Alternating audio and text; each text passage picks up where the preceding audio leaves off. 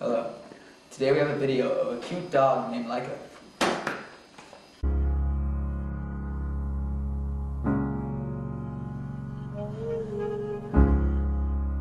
How cute. Unfortunately for our furry little friend, he's now dead. The Russians sent him into space on Sputnik 2, and he suffered a slow, painful death from overheating. He was the only passenger aboard the recent launch. Experts have said that Russians are attempting missions before they are ready. This is definitely true in Laika's case. He was sent to space without the intention or technology to come back home. Yes, the once innocent dog is now orbiting in space. How sad. Chandler Gibb here with your Survival Kit 101. Here are some simple supplies for your survival kit after a post-apocalyptic war with the Soviet Union. First, you have your sulfa, which is for killing germs. Second, easy, simple water. Second, you have your canned food. Third, granola bars, great for providing needed energy in dire times. Third, gauze and tape for sealing up any wounds. Finally, for purifying any water that you find out in the wilderness, you have some iodine. And as an added bonus, bear repellent. Can work in any situation that you need. And it all fits in this nice, convenient case. Hi. I have a question for you. Have you ever been home alone, bored out of your mind? Yes. Well then, Chandler, I have the perfect product for you.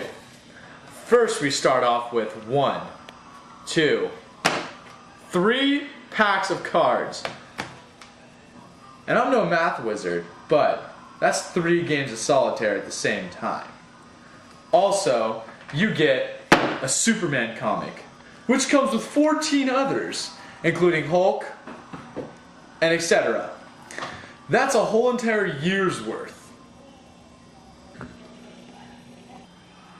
Do you have any 6s? You do? Yes! Grandma, is my comic book here yet? Oh my gosh. Oh my gosh. Superman. Superwoman. This is high quality stuff.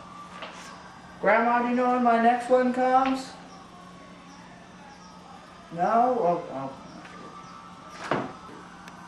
And just to top it all off, you can get the 3 stacks of cards and the year's prescription to the comic books for a small price of $5.73. Do you want the Survival Kit 101? Well, all of this, including your free bear repellent, can be yours for only $10. $10! That is so cheap. You can get bear repellent, sulfa, 3 cans of food, 2 water bottles, and everything else you would need for a survival kit. It's all you need. Hey John, you got any 8s? Brother, look what I got. I got my own set of cards.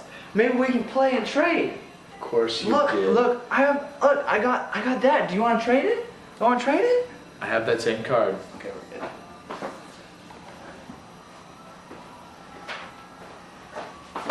Brother, look, I got my own Superman comic book too. Of course you did. Maybe we can trade comic books too. I don't need another comic book. But I want to trade comic books. But they're the same thing. But I want to trade. Billy, leave! Dude, John, check out these new kicks I got. Brother, look at the new shoes I got too. They just so happen to be the same exact ones. Yeah, I know, but look, they're so cool. We can be matching now. We'll be matching. Wow. We'll be best friends too. I don't want to be your best friend, Billy. And that's how it feels to be copied. Why does someone copy?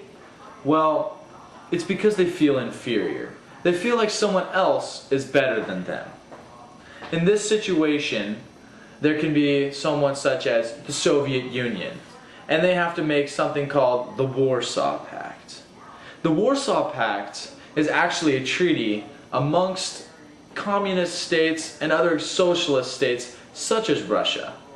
They have to get together because they feel as if NATO is better than them. When did this happen? Well, it happened on May 14th, 1955. Long time ago. Achievements was his planning of the D-Day invasion of Normandy, codenamed Operation Overlord. This was his most major achievement of 1944, which made him a clear candidate for Man of the Year. Hey, Mr. History Man, we couldn't help but overhear in the other classroom. Could you tell us another reason why Eisenhower was Man of the Year? Why, sure. I'm glad you asked. He's responsible for many other Allied victories, ranging from 1944 to 1945, such as the Battle of the Bulge. And that is why Dwight D. Eisenhower is Man of the Year. What a winner. Today, some news from across the pond. The Berlin airlifts end today. On June 19, 1948, the Soviets started to blockade all automotive, railway, and nautical transports heading into West Berlin. The city only had 36 days of food and 45 days of coal. The response to this by the Americans and the United Kingdom, along with France, was to send many aircraft into Berlin and drop the necessary supplies. By July 1st, under the command of Brigadier General Joseph Smith, the supplies were being dropped into Berlin. Those supplies were launched from 55 different air stations. The initial Soviet response was to offer free food to any West Berliner who transferred into East Berlin. This incentive was widely rejected by the West Berliners. They also harassed any USAFE aircraft trying to deliver rations. USAFE stands for United States Air Force in Europe.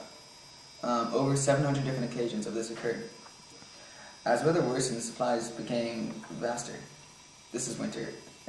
Going into winter of 1948, the United States Air Force in Europe knew that they would need to deliver an average of 6,000 tons of food every day, and blew past that in such months like March, where they delivered an incredible 196 tons. The airlift was a huge success and finally ended on May 4th, 1949. It cost the Americans an estimated $224 million. Thank you. 5,000 pounds of coal. The load carried by 2,000 B-29s. The power to drive an ocean liner indefinitely. And the blast power of 20,000 tons of TNT. This chart describes the power of an atomic bomb, the world's most powerful bomb yet produced. And England's comparison, the terrifying Grand Slam weighing 11 tons, is a puny midget compared to the new atomic wonder. One of the first to smash the atom was Dr. Ernest Lawrence of California, the inventor of the cyclotron, atom smashing machine. With global war, the government stepped into the picture. General Groves, head of the project, teamed up with Vannevar Bush, the government head of science and research, and Dr. Richard Fulman, an ecological expert. Seeking for the best base material to carry the explosive atoms, hundreds of prospectors ranged the province of Alberta. Scientists made uncounted attempts before deciding on uranium, which contained atoms easiest of all to crack. $2 billion went to the research in plants such as the one in Bridgeland, Washington, one of the world's most closely guarded secrets. The atomic bomb process was developed in widely separate areas. Even the thousands of men and women who worked on the projects had no idea the staggering energy they were to release. Commanding the vast Hanford project at Bridgeland was Colonel F.D. Methius. Located at Oak Ridge, Tennessee, near TVA, one of our largest sources of hydropower, is the largest 3 atomic bomb plants. Nearly 100,000 workers swarmed to Oak Ridge, which mushroomed into our largest war production community, creating the 5th largest city in Tennessee. But the results justified the tremendous efforts. The great influx of atomic bomb producers called for the thousands of prefabricated homes and trailer park communities. The merchants worked quickly to supply the demands of the sprawling war center. In the city of Hiroshima, the Russians joined the United States and Britain. Also, in Red Square, reveals its troops in the Russian decision to join 3 meetings where the president reports on the startling development that seals Japan's fate. Countless hours of work time have been lost due to hassling women to perform on their hair. With the hair being caught in the machine as a constant threat, the new developments in a feudal dress code need to be reached. Women must find an updo that can withstand the hours of work they do and without needing upkeep during work hours.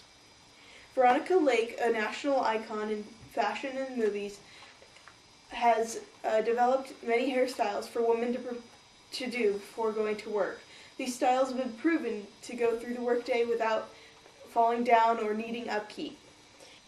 Miss Lake has been one-upped by the U.S. women in their attempts to cover their hair with a complete hair net in order to create a complete barrier from hair being caught in the machines.